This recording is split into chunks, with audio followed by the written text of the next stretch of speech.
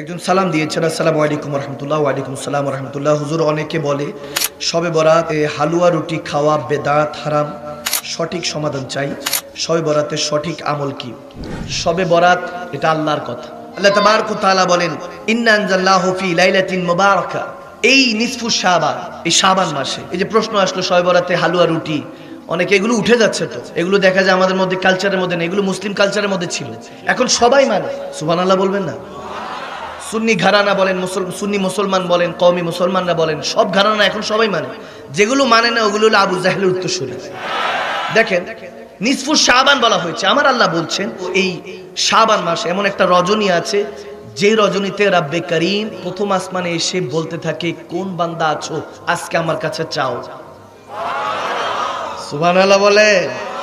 আল্লাহ দিতে চাইলে বান্দা, না নিতে চাইলে তার মতো বদকিসমত কেউ আছে? আওয়াজ দেন, আছে? হালুয়া রুটি এটা তো এখন উপলক্ষ নিয়ে সমস্যা আর কি, যে একটা উপলক্ষে কেমনে হতে পারে। আপনি যখন কোনো বিয়ে শাদী হয়, ওই বিয়ে শাদীর মধ্যে উপলক্ষ করে পোলাও রান্না করলে ওটা কি হারাম? খাবার খাওয়ানো সুন্নাত, খাবার নিজে খেলেন অপরকে খাওয়ালেন সুন্নাত। শবে বারাত সুন্নতের অংশ হালুয়া রুটি খাওয়া। শত শত বছর ধরে ইমামগণরা মুসলমানরা পালন করে আসছে, আমাদের বাপদাদারা পালন করেছে, এখন সৌদি আরবের মধ্যে পালন হচ্ছে। সুবহানাল্লাহ বলবেন না?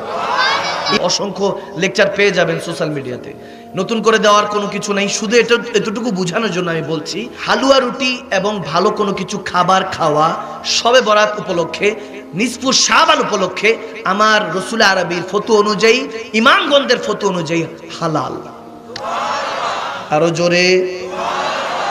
এই দিনে শবে বরাতে আপনি নিজেও জানেন না, আপনার ভাগ্য নির্ধারণ করা হয়। এটা ভাগ্য নির্ধারণের রাত্রি বলা হয়, যে শবে বরাতে নিসফু শাবান যেটাকে বলা হয়েছে, ওই নিসফু শাবান ওই দিনটাতে, ওই রজনীতে ভাগ্য নির্ধারণ করা হয়। আল্লাহ তাবারক ওয়া তাআলা ফেরেশতাদেরকে ডাক দিয়ে বলে, এই বান্দার আগামী বছর শাবান মাসের এই রজনী আসার আগ পর্যন্ত তার ভালো মন্দ যা কিছু আছে এই দিনে নির্ধারিত হতে থাকে। সুবহানাল্লাহ।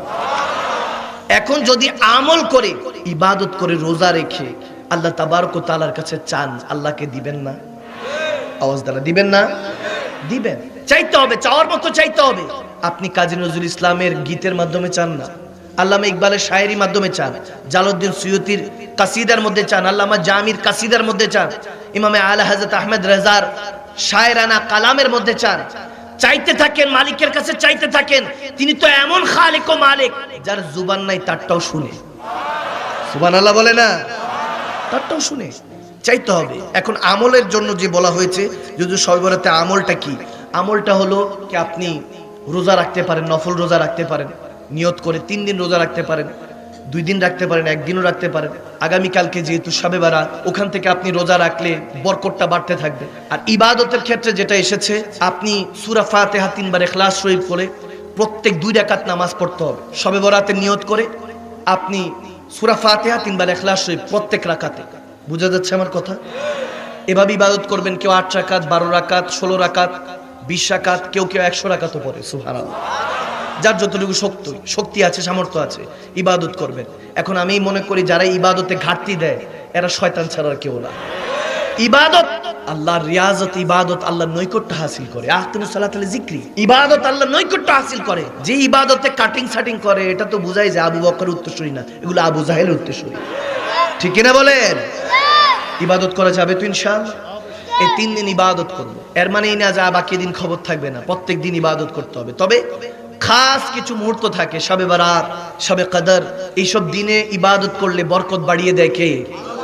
এই জন্য আমি যে বিষয়গুলি বলেছি এগুলো জায়েজ। বেশি বেশি হালুয়া রুটি করবেন, এগুলো আমাদের কৃষ্টি কালচার থেকে উঠে যাচ্ছে। যেগুলো জায়েজ না এগুলো তো ঠিকই করে, ওগুলো কে শিখিয়েছে? ওগুলোর ব্যাপারে কোনো কথা নেই। যেটা হালাল সেটার ব্যাপারে কেন কথা বলবো? কোরআন সুন্নাহ থেকে এগুলো দালাইল ভাবে সাবেত করা। আল্লাহ তাবারক ওয়া তাআলা আমল করার তৌফিক দান করুন।